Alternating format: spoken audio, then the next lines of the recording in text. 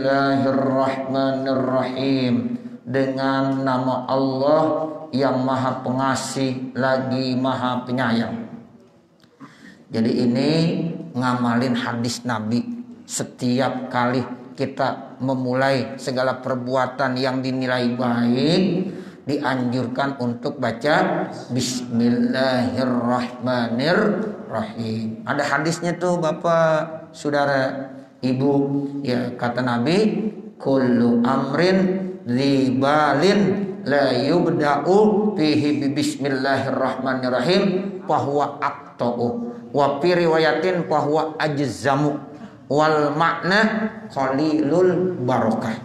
Gitu Bapak Ibu ya. Ya, jadi setiap amalan yang dianggap baik ya, namun dia kagak mulain dengan baca Bismillahirrahmanirrahim, maka ya amalan tersebut ya kurang berkah. Nah, jadi makanya Bapak Ibu Saudara kalau mau melakukan amal-amal kebaikan apa aja bentuknya, awalilah dengan membaca apa? Bismillahirrahmanirrahim. Kita mau baca kitab, mau ngarang kitab, menyusun kitab, pertama baca Bismillahirrahmanirrahim. Bahkan dulu saya diajarin sama guru saya waktu masih mondok. Itu kitab kalau pertama masih baru tulis selawat. Tulisan kita sendiri. Allahumma sholli ala Sayyidina Muhammad wa ala ali Sayyidina Muhammad. Jadi tulis itu jangan lupain. Kalau Bapak Ibu bawa pulpen tulis dah sekarang. Kalau enggak bawa pulpen ya ntar di rumah.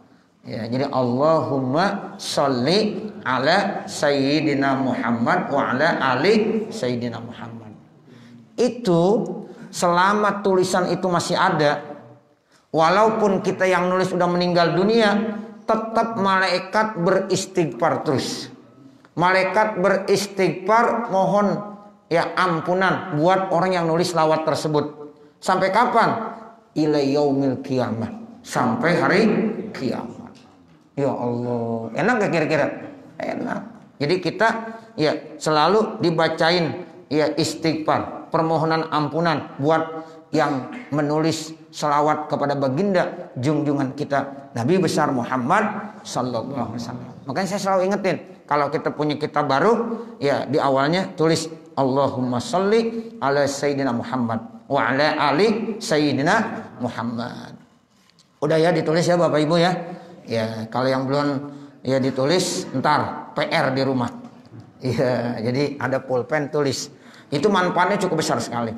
Ya, jadi selama tulisan itu masih ada, walaupun kita yang nulis seandainya nanti udah dipanggil sama Allah, sudah berada di alam barzah, mudah-mudahan insya Allah ya malaikat senantiasa beristighfar memohonkan ampunan buat orang yang menulis selawat tersebut. Amin ya rabbal alamin.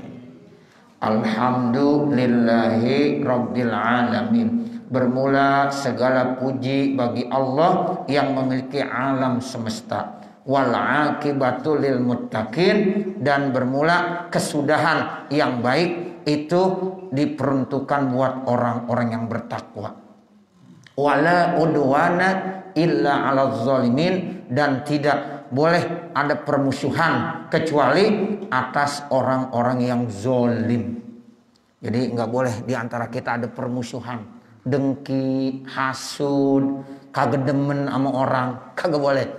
Ya, itu namanya la udwana illa 'alal zalim. Kecuali boleh satu kepada orang zalim. Dan bahkan ya guru-guru kita, apalagi kalau kita belajar ilmu tasawuf, ya nggak boleh membenci kepada orangnya, tapi kita benci kepada perbuatannya. Tuh, jadi kalau kita benci bukan sama orangnya bencinya, sama perbuatannya. Sebab tuh perbuatannya setan, perbuatan setan. Kita sama setan aja kagak boleh benci. Sebab kalau kita benci sama setan berarti ya benci sama iblis. Maksud saya berarti kita benci sama yang menciptakan. Sebab yang menciptakan iblis siapa? Allah. Jadi nggak boleh benci sama iblis, tapi benci sama sifat-sifatnya. Tuh, sifat-sifatnya jelek. Ya, sehingga menyebabkan dia jadi kufur. Sombong itu salah satu sifat yang dimiliki oleh iblis. Makanya orang yang sombong kita nggak suka dengan sifatnya. Sifatnya tuh sombong yang kita nggak suka. Sama orangnya mah nggak boleh benci. Begitu ya Bapak Ibu. Ini sampai begitu ulama-ulama tasawuf ngajarinnya begitu. Jangan ada kedengkian di antara kita. Tuh, benci sama orang kagak boleh. Gua kagak demen banget sama lu, enggak boleh. Ya, tapi yang gua kagak demen sama perbuatan lu. Gua kagak demen banget sama perbuatan lu. Ya, begitu banget sih. Nah, boleh tuh. Iya. Kali kalau sama orangnya mah enggak. Sama ente saya sih enggak benci. Cuma sama perbuatan ente. Yo, lagunya tengil banget. Nah, begitu. Ya Allah, jangan, enggak boleh. Ya, jadi enggak boleh kita punya sifat-sifat iblis. Ya, jadi itu yang dikatakan wala udwana illa 'alaz zalimin. Wassalatu ala khairi khalqihi, bermula selawat atas makhluknya yang terbaik Muhammadin, yaitu Nabi Muhammad, wa alihi ajmain, dan keluarganya Muhammad semuanya. Wa ba'du, dan setelahnya, artinya setelah membaca hamdalah, membaca selawat dan salam, fa innal abdal muzniba, maka sesungguhnya hamba Allah yang penuh dengan dosa. Nah, ini namanya tawaduknya pengarang kitab. Ya, jadi dibilang nih, saya hamba Allah yang banyak dosa, banyak kesalahan. Ya, siapa namanya? Muhammad ibn Abi Bakar. Ya, jadi hamba Allah yang banyak dosa itu namanya Muhammad bin Abi Bakar. Ya, jadi ini pengarang kitab Al-Uspuriyah adalah Muhammad bin Abi Bakar. Semoga rahmat Allah alaihi selalu buatnya. Ba'datul khaudihi, setelah lama ya dia menyelam fi bahriz zunubi, di dalam lautan dosa, wal isyani, dan lautan maksiat, tolaba, maka dia minta ridar rahman, keredoan daripada Allah yang maha rahman, wa mukhalafati syaitan, dan dia selalu berusaha yaitu untuk melawan setan, enggak mau ngikutin tuh setan, wa najata minan nar, dan dia minta supaya dapat keselamatan dari api neraka, wa dukhula fi daril jinan, dan dia minta ya apa, masuk ke dalam ya sorganya Allah subhanahu wa ta'ala. Walam tasmah lahu nafsuhu suluka sabilil aman, dan dia tidak pernah dirinya memberikan satu toleransi ya untuk menuju ya jalan Allah yang aman, ghaira annahu wajada fi hadisi khairil insan, kecuali sesungguhnya dia sudah menemukan dalam hadis yaitu sebaik-baik manusia, yaitu perkataan Rasulullah sallallahu alaihi wasallam, ya sahibil mu'jizati wal burhan, Nabi Muhammad khairil insan, yang memiliki mukjizat dan dalil-dalil. Annahu qala, sesungguhnya beliau Nabi Muhammad manusia yang terbaik yang memiliki mukjizat itu pernah bersabda, man jama'a arba'ina hadisan, siapa-siapa yang dapat mengumpulkan 40 hadis, fahuwa fil afwi wal ghufran, maka orang itu masuk dalam ampunan dan maafnya Allah subhanahu wa ta'ala. Tuh, jadi siapa yang ngumpulin 40 hadis, makanya ini pengarang kitab ya menjalankan ya dari hadis Nabi, dikumpulin tuh 40 hadis yang pilihan-pilihan. Nah, siapa yang mengumpulkan hadis sebanyak 40, maka insya Allah dia dalam jaminan ampunan Allah subhanahu wa ta'ala. Nah, sekarang kita baca nih hadisnya yang udah dikumpulkan. Mudah-mudahan mengumpulkannya, membacanya, belajarnya, mengamalkan 40 hadis, bahkan sedikit banyak kita baca, kalau bisa kita hafalin, mudah-mudahan nanti dapat ampunan Allah subhanahu wa ta'ala. Jadi kalau bilangan 40 istimewa itu Bapak Ibu Saudara. Ya, makanya hafal 40 hadis, namanya arba'in, 40 hadis pilihan. Ya, Syekh Muhammad Abi Bakar mengumpulkan 40 hadis pilihan ini. Ya, insya Allah banyak manfaatnya. Jadi hadis-hadis ini juga nanti didukung dengan cerita-cerita, hikayat-hikayat. Ya, sehingga enak ya kita bacanya. Nah itu. Jadi mudah-mudahan kita dapat ampunan Allah Subhanahu wa taala. Fajama'al abdu arba'ina hadisan, maka hamba tersebut ya mengumpulkan 40 hadis bil asanidil muttasilati dengan sanad-sanadnya yang muttasil ilan Nabi alaihissalam. Artinya muttasil itu bersambung.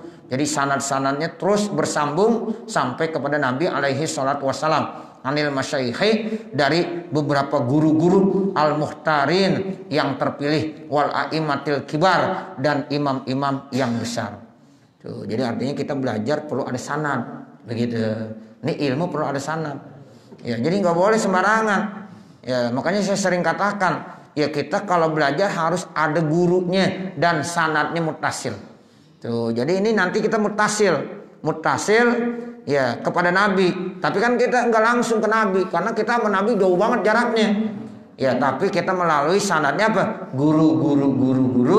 Nah, dari guru-guru kita itu nanti terus sampai kepada Rasulullah sallallahu alaihi wasallam. Nah, ini yang dikatakan bil asanidil muttasilah ila Nabi alaihi salam anil masyahil muhtarin wal a'immatil kibar.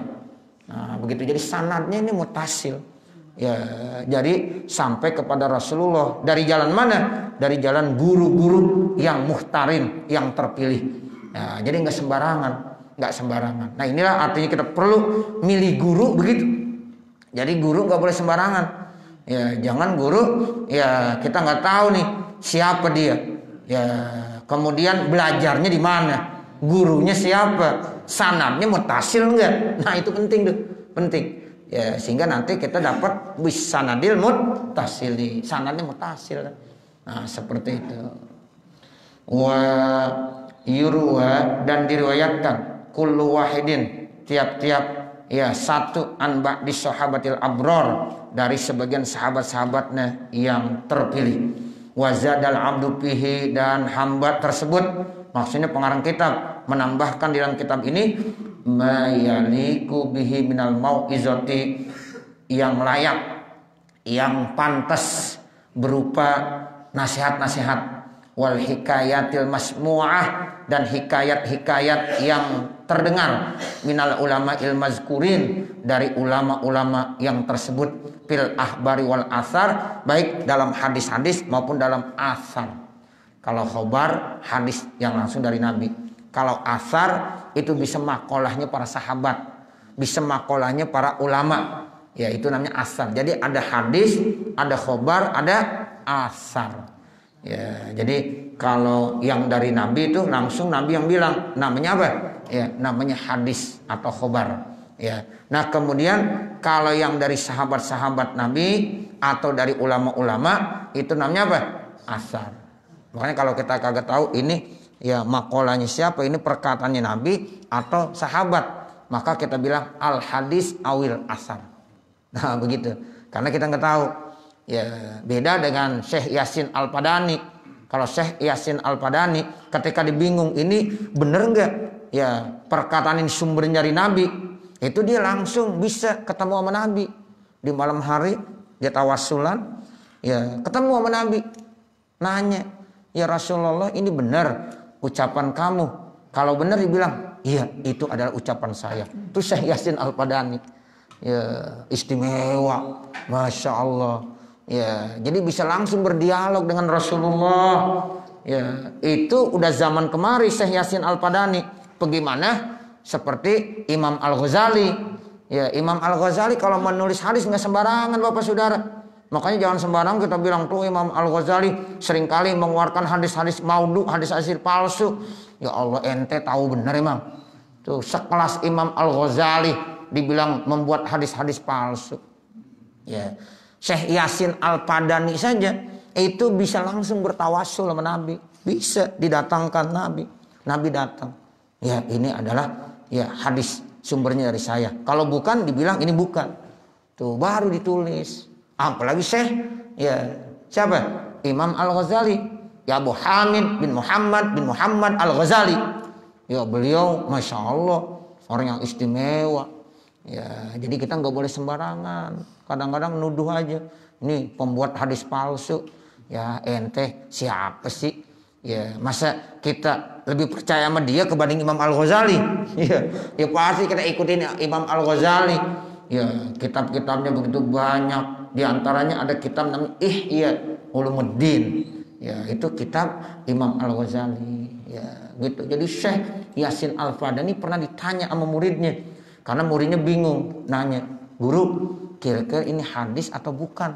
Ini sumbernya dari Nabi atau bukan?" Ya, kata Syekh Yasin Al-Fadani, "Sebentar. Ya, besok kamu datang lagi ke saya. Hari ini pulang dulu dah. Ya, besok kemari lagi." Kata Syekh Yasin Al-Fadani begitu. Malamnya ya bisa berkomunikasi. Ya, Syekh Yasin Al-Fadani masih hidup saat itu. Jadi bisa berkomunikasi dengan bertawasul. Ya, langsung Nabi datang ngasih tahu tuh. Besoknya muridnya datang lagi. "Gimana guru?" Ya, baru Syekh Yasin Al-Fadani jawab, "Oh, itu sumbernya dari Nabi." Nah, begitu. Hebat nggak kira-kira begitu? Jadi ya orang-orang yang model-model seperti itu Bapak nggak sembarangan. Ya, bisa langsung ya sama Rasulullah ya bertawasul, bisa hadir Rasulullah sallallahu alaihi wasallam. Nah, makanya kita harus husnuzon. Ya, karena kita belum sekelas itu makom kita. Tapi jangan suka ya menjelek-jelekan, menuduh ya ulama-ulama ya itu dengan tuduhan yang tidak baik. Enggak pantas, makom kita belum sampai ke sana. Nah, seperti itu.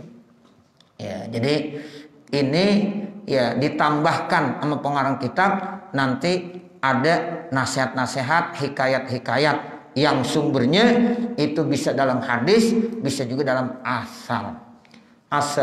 Semoga ayat mana min suhtil malikil jabbar, ya orang tersebut, hamba Allah tersebut, pengarang kitab yang dimaksud aman dari murka Allah. Ya, suhtil malikil jabbar itu al malikil jabbar itu artinya Allah ya, yang merupakan raja daripada raja, yang punya sifat gagah. Nah, itu Allah Subhanahu wa taala. Wa yajidu mannahu fil akhirati, dan semoga beliau mendapatkan anugerahnya nanti di akhirat. Minal hakim sattar, dari Allah yang maha hakim, yang ya benar-benar memberikan keputusan secara bijaksana. As-Sattar itu juga Allah yang maha menutupi segala dosa dan kaiban. Tuh, jadi Allah disebut dengan As-Sattar karena Allah itu menutupi kaiban hamba-hambanya. Ini kita nih Bapak, Ibu, Saudara, kaiban kita ditutupin. Kalau enggak ditutupin kaiban kita, ya Allah, malu kita keluar rumah. Ya, kita kan begini kayak orang bener aja nih.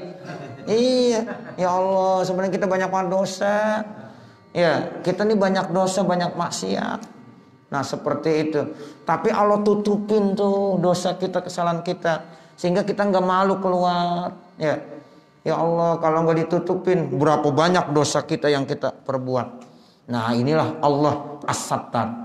Makanya itu banyak dalam hadis-hadis Nabi, ulama-ulama kita menjelaskan dan mengajarkan, jangan suka yang membuka keaiban orang lain. Ya, kalau kita ya nggak pernah membuka keaiban orang lain, bahkan ada orang punya keaiban, kita tahu, kita tutupin keaibannya, insya Allah nanti keaiban kita ditutupin sama Allah Subhanahu wa taala. Tuh begitu. Ya, kita harus begitu. Ya, jadi kalau ada keaiban orang, udah kita tutupin aja. Pura-pura kagak tahu.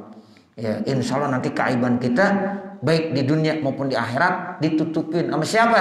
Sama Allah. Sebab Allah itu Sattar, maha menutup segala keaiban-keaiban hamba-hambanya. Bi barakati ma jumi'a minal ahadisi wal akhbar, dengan keberkahan apa yang sudah dikumpulkan berupa hadis-hadis dan khobar-khobar. Tuh, jadi amal kebaikan bisa dijadikan tawasul. Tuh, jadi ini pengarang kitab ngumpulin hadis ada 40, ngarang kitab. Itu amal kebaikan. Sehingga dalam doa-doa boleh dijadikan tawasul. Ya Allah, berikanlah saya ini, berikan saya ini, berikanlah saya ini, dengan keberkahan saya sudah ya mengumpulkan hadis-hadis ya dan khobar-khobar dari kekasihmu. Boleh. Kita bersedekah, kita bertawasul dengan sedekah kita. Ya Allah, dengan barokah sedekah yang saya berikan, berikanlah saya ya perlindungan dari segala fitnah-fitnah, dari segala penyakit. Boleh nggak begitu? Boleh. Bertawassul dengan amal-amal kebaikan kita. Boleh dalam hati aja. Makanya diajarin Ya kalau kita habis melakukan kebaikan kita bilang, ya Allah, dengan keberkahan Al-Quran yang baru saya baca, mudah-mudahan pahalanya ya dilimpahkan buat orang tua saya. Boleh nggak begitu? Boleh. Ibu habis baca surah Yasin, Bu. Ya, kemudian ibu bilang, ya Allah, dengan keberkahan surah Yasin, berikanlah pahalanya buat ya suami saya, buat anak saya, buat cucu-cucu saya, biar supaya mereka semuanya dapat ya perlindungan dari Allah. Boleh nggak tuh? Boleh. Tuh begitu. Nah ini diajarkan nih ya dengan keberkahan ya dia ngumpulkan berupa amal kebaikan. Bentuknya apa? Mengumpulkan 40 hadis. Wal tamasad du'a'ah minan nazir, dan dia berpegang kepada doa dari orang-orang yang benar-benar melihat ya pihi padanya, wal wa'izina minhu, dan orang-orang yang suka memberikan mauizah, nasihat-nasihat daripadanya. Farahimahullah, maka semoga Allah memberikan rahmat man yazkuruhu atau man yuzakiruhu terhadap orang-orang yang senantiasa memberikan tazkirah, memberikan peringatan, bid-du'ai, dengan doa, walayansah, dan dia tidak pernah melupakannya. Al-hadisul awwalu, hadis yang pertama. An Abdullah bin Umar radhiyallahu taala anhuma, yang datangnya nih hadis dari sahabat Abdullah bin Umar radhiyallahu taala anhuma. Semoga Allah memberikan rahmat buat Abdullah anaknya dan buat Umar ayahnya. Jadi Umar bin Khattab bapak ibu punya anak. Nah salah satu anaknya namanya Abdullah. Jadi Abdullah bin Umar, Umar sahabat Nabi, Abdullah bin Umar juga sahabat Nabi. Jadi ayahnya sahabat Nabi Umar bin Khattab, anaknya Abdullah bin Umar juga sahabat Nabi Rasulullah, sama Abdullah bin Mas'ud, Abdullah bin Abbas. Jadi ada Abdullah bin Umar, ada Abdullah bin Abbas, ada Abdullah bin Mas'ud. Nah ada lagi nih Ustaz Abdullah, ya, nah begitu. Iya, masya Allah. Ya. Qala Rasulullah sallallahu alaihi wasallam. Jadi Rasulullah sallallahu alaihi wasallam bersabda. Kata Rasulullah nih, ar-rahimuna yarhamuhumur rahman. Bermula hamba-hamba Allah yang punya sifat kasih sayang, nanti mereka akan diberikan kasih sayang oleh Allah yang Maha Rahman. Hamba-hamba Allah yang punya sifat kasih sayang itu nanti akan diberikan kasih sayang oleh Allah yang Maha Rahman. Irhamu man fil ardi, maka wahai hamba-hamba Allah ya bersifat kasih sayanglah kepada makhluk-makhluk Allah yang ada di bumi ini. Yarhamkum boleh bacanya, yarhamukum juga boleh. Ya, jadi yarhamkum jawab boleh dizazamkan. Kalau yarhamukum itu namanya jumlah du'aiyah, boleh aja. Ya, jadi yarhamukum man fis sama artinya moga-moga nanti ya makhluk Allah yang ada di langit akan memberikan kasih sayang kepada kamu. Tuh, jadi makhluk Allah yang ada di atas langit kira-kira siapa? Malaikat. Kalau di bumi ini kita manusia contohnya. Kalau kita suka memberikan rahmat kasih sayang kepada makhluk-makhluk Allah yang ada di bumi, nanti makhluk Allah yang ada di langit akan memberikan rahmat dan kasih sayangnya juga kepada orang tersebut. Artinya malaikat. Malaikat sama manusia mana banyakan? Iya banyakan malaikat. Iya. Banyakan malaikat. Masya Allah malaikat itu triliunan. Ya walaupun mau dikumpulkan dari Nabi Adam sampai saat ini manusia ya dibandingkan dengan jumlah malaikat itu masih banyakkan malaikat. Makanya kalau kita belajar ilmu tauhid, la ya'lamu adadahum illallah. Tidak ada yang tahu jumlah malaikat kecuali hanya Allah. Masya Allah kita nih aja satu orang aja itu akan dijaga. Ada malaikat Raqib, ada malaikat Atid, ada malaikat Hafazoh, ada malaikat Rahmat. Malaikat Israel ada di kita. Setiap orang udah ada tuh, didampingi oleh malaikat Israel juga. Sehingga malaikat Israel itu akan mencabut nyawa, enggak ada yang tertukar. Seandainya bareng juga, ya gampang. Karena bukan satu malaikat Israel. Kalau dibilang satu, tugasnya di sini. Lagi di Cidodol, di Kampung Baru belum masih nungguin. Ya, kagak. Kan manusia di dunia banyak nggak? Kadang-kadang ada yang meninggal bareng nggak? Ada harinya bareng, jamnya bareng, percis. Kok bisa sama? Ya malaikat Israilnya itu nggak satu. Ya di sini ada, di sini ada, di sini ada. Nggak ada yang tertukar. Ada yang bilang begini, ini malaikat Israel masih di Cidodol nih, nggak kemana-mana. Di mana aja ada malaikat Israel. Jangan bilang di Cidodol doang. Ya katanya habis meninggal di sini, terus meninggal lagi di sini, di sini. Berarti malaikat Israel itu belum kemana-mana, masih di sini katanya. Ya. Jadi itu malaikat banyak. Ya. Ini yang menjaga kita aja, masya Allah. Ya selalu ada. Ada malaikat tuh. Kalau seandainya kita mandi, kita buka aurat, ada yang kagak mau ngelihat, nggak ada dia. Ya, tapi ada juga di mana aja ada. Ya, itu kalau rumah yang ada anjingnya, itu malaikat nggak mau masuk, itu malaikat rahmat yang nggak mau masuk. Ya, kalau malaikat Israel masuk juga. Ya, ya kalau malaikat Israel kagak mau datang ke rumah yang ada anjingnya, ya repot, aman dia. Ya, begitu. Yang kagak mau masuk malaikat rahmat, Bapak Ibu Saudara. Kalau malaikat Israel kemana aja waktunya pasti datang. Nah seperti itu. Ya, ini nih yang dikatakan Allah memerintahkan kepada kita sebagai penduduk yang ada di bumi ini, tolong beri kasih sayang. Ya, nanti malaikat-malaikat makhluk yang ada di langit akan memberikan kasih sayangnya. Nah seperti itu. Itu hadisnya tuh. Irhamu man fil ardi yarhamukum man fis sama. Al khabara bitamamihi. Bacalah nih hadis dengan sempurna. Wa fi muwafaqati hadzal hadisi, dan di dalam kesesuaian hadis ini hikayatun, ada cerita. Nah nih yang dikatakan kalau habis ada hadis nanti ada cerita. Ya, nih kita ceritanya lanjutin dulu ya. Ya lanjutin dulu terus, tanggung masalahnya. Kayaknya ibu-ibu sama bapak-bapak masih semangat nih. Ya masih baru, masih semangat. Ya. Jadi ada kesesuaian nih hadis. An Umar radhiyallahu taala anhu, ini ceritanya dari sahabat Umar radhiyallahu taala anhu. Karena yamsi pisakakil Madinah. Jadi sahabat Umar bin Khattab saat itu sedang berjalan di Sakakil Madinah. Di terowongan-terowongan jalan-jalan kecil di kota Madinah. Kadang-kadang kalau di kita tuh kan ada tuh jalan-jalan kecil. Kalau kata kita MHT kali ya. Nah itu jalan-jalan kecil. Tuh sahabat Umar bin Khattab lagi jalan tuh. Ya, di jalan-jalan kecil di kota Madinah. Faro'a sobian. Lalu Umar bin Khattab, Bapak Ibu Saudara, melihat ada anak-anak. Sobi itu bocah, anak-anak. Karena piyadihi uspur, di tangannya itu ada seekor burung. Demen tuh, lagi burung tuh diikat, diterbangin, ditarik lagi, terbangin, ditarik lagi. Ya namanya bocah, anak-anak. Ya, jadi itu burung diikat kakinya. Ya, tadi terbangin, ya, ditarik lagi. Ya, tadi terbangin, ditarik lagi. Sahabat Umar bin Khattab ngelihat.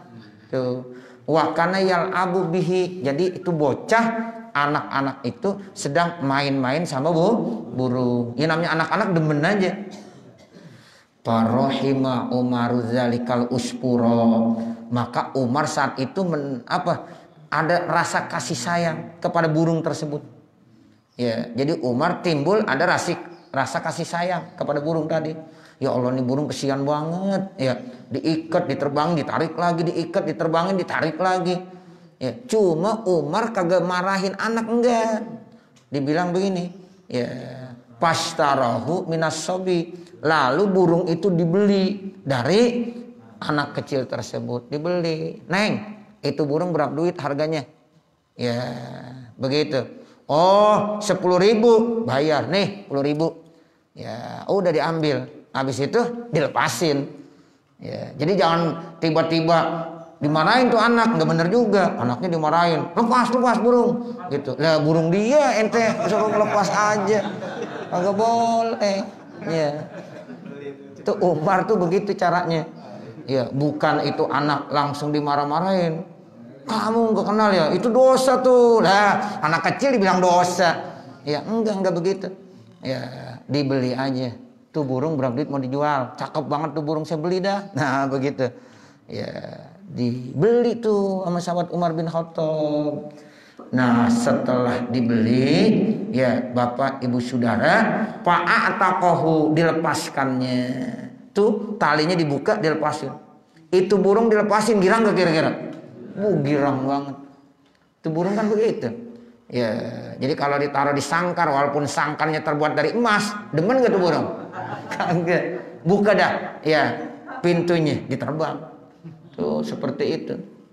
Makanya kata Mu'alim Syafi'i Azami, miara burung boleh, tapi tolong dikasih makanannya, jangan ditinggal. Sebab kan dia dikurung, makan kalau nggak dicariin nggak bisa. Coba kalau dilepas, dia makan sendiri. Ya, terus sama pasangannya juga kasihan. Burung ya bunyi terus, dia kagak tahu, burung sih cakep bener, padahal burung lagi marah-marah, kawinin gua gitu.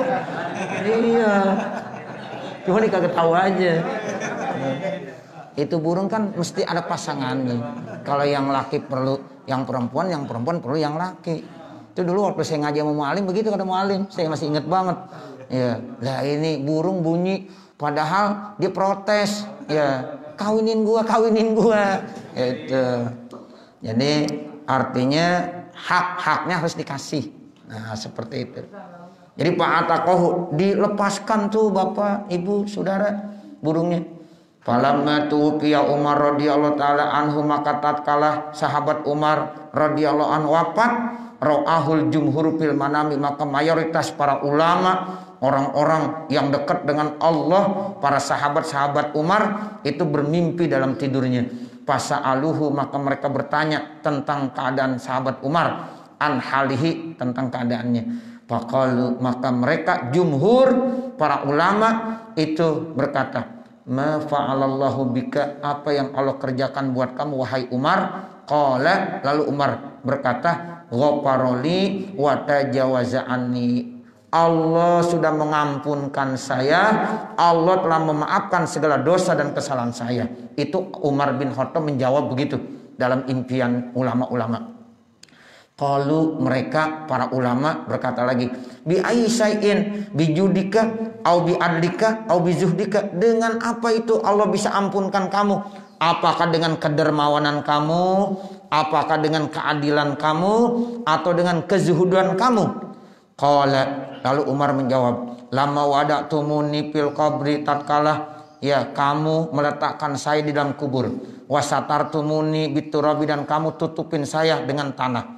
Tuh dulu waktu kamu kuburkan saya, ya, wat araktumuni wahidan, kemudian kamu tinggalkan saya sendirian.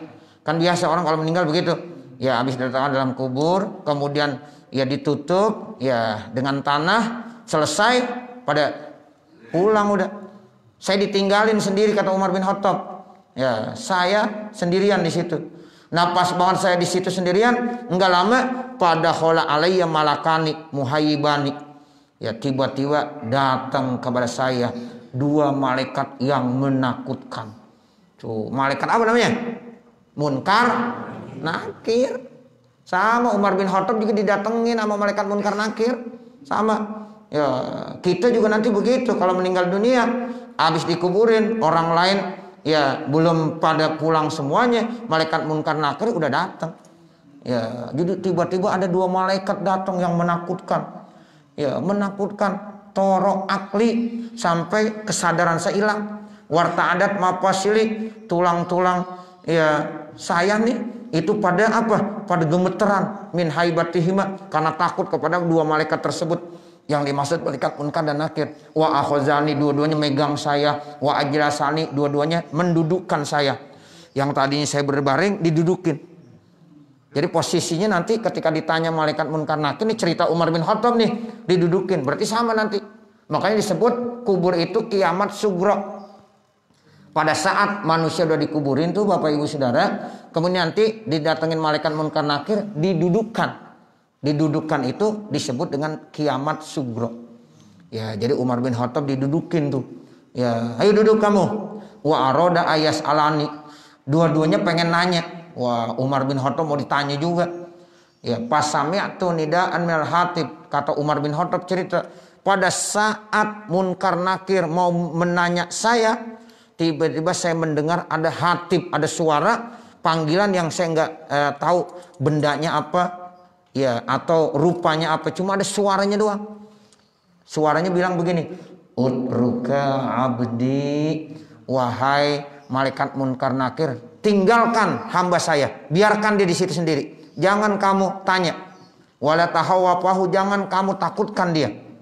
Fa inni rahimtuhu, maka saya telah memberikan kasih sayang buat hamba saya tuh Umar bin Khattab. Wa tajawaztu anhu, dan saya udah maafkan Umar bin Khattab. Li'annahu rahima uspuran fid dunya, karena dia pernah memberikan kasih sayang kepada seekor burung pada saat hidup di dunia. Farahimtuhu bil uqba, maka kata Allah, saat ini saya memberikan kasih sayangnya di alam kubur ini, di akhirat. Tuh, jadi bukan dengan keadilan Umar, bukan dengan sebab kezuhudan Umar, dan bukan dengan sebab yang lain-lainnya, tapi perkara yang kecil. Ya, gara-gara sayang sama burung dimainin sama anak-anak, dikesian, dibeli, dilepasin. Itu Allah berikan kasih sayangnya. Ketika malaikat Munkar Nakir mau bertanya, disuruh, dah jangan tanya lagi. Ya, biarkan hambaku, dia sudah saya maafkan. Ya, tinggalkan dia sendiri. Nah, seperti itu. Makanya Masya Allah, jangan kita menyepelekan amal-amal yang kecil. Ya, ya, itu burung aja tuh. Ya, dilepas karena cinta dan kasih sayangnya kepada burung, Allah langsung memberikan kasih sayangnya. Kan ada riwayat lagi dalam hadis sahih, seorang perempuan dimasukkan ke dalam sorga gara-gara memberikan air minum kepada seekor anjing yang kehausan. Imam Shibli diceritakan seorang wali min auliyaillah, ya, di Baghdad. Itu Imam Shibli, itu dia diberikan kebaikan-kebaikan oleh Allah dalam kubur gara-gara ada seekor anak kucing yang kedinginan. Ya, kalau enggak diselamatkan mati itu seekor kucing. Sama Imam Shibli diambil, kemudian ditaruh, diletakkan di satu tempat yang posisi udaranya lebih panas. Akhirnya kucing ini seger lagi. Kalau seandainya dibiarkan saja mati kedinginan. Tuh Imam Shibli sampai dicium keningnya oleh Rasulullah. Nah, begitu. Jadi Bapak Ibu Saudara, amal kebaikan kadang-kadang walaupun kecil jangan disepelekan. Mudah-mudahan itu akan mendapatkan rahmat dan kasih sayang Allah Subhanahu wa taala. Nah, makanya karena cerita ini yang pertama, hadis pertama cerita tentang sahabat Umar bin Khattab, ya, terkait tentang burung, maka kitab ini disebut Uspuri. Kitabnya Uspuriyah. Uspur itu artinya apa? Burung. Makanya kitab ini disebut kitab Uspuriyah karena cerita tentang seekor burung yang dilepas sama Umar bin Khattab dari permainan anak-anak. Tapi terus terang, sahabat Umar juga kagak menyakiti anak-anak, dibeli. Ya, anak-anak girang itu tetap dipunya uang, burungnya dijual. Nah, kemudian dilepaskan. Nah, gara-gara inilah maka kitab ini disebut kitab Uspuriyah. Jadi cerita awalnya tentang apa? Seekor burung yang diselamatkan, ya, dan dilepaskan oleh, ya, sahabat Umar dari ikatan yang dipermainkan oleh anak-anak. Nah, inilah yang dapat kita baca. Mudah-mudahan ada manfaatnya. Amin ya rabbal alamin. Wa sallallahu ala sayyidina Muhammadin wa ala alihi wa sahbihi wa sallam. Walhamdulillahi rabbil alamin. Al-Fatihah. A'udzubillahi minasyaitonirrajim. Bismillahirrahmanirrahim. Alhamdulillahi rabbil alamin. Arrahmanirrahim. Maliki yaumiddin. Iyyaka na'budu wa iyyaka nasta'in. Ihdinas siratal mustaqim.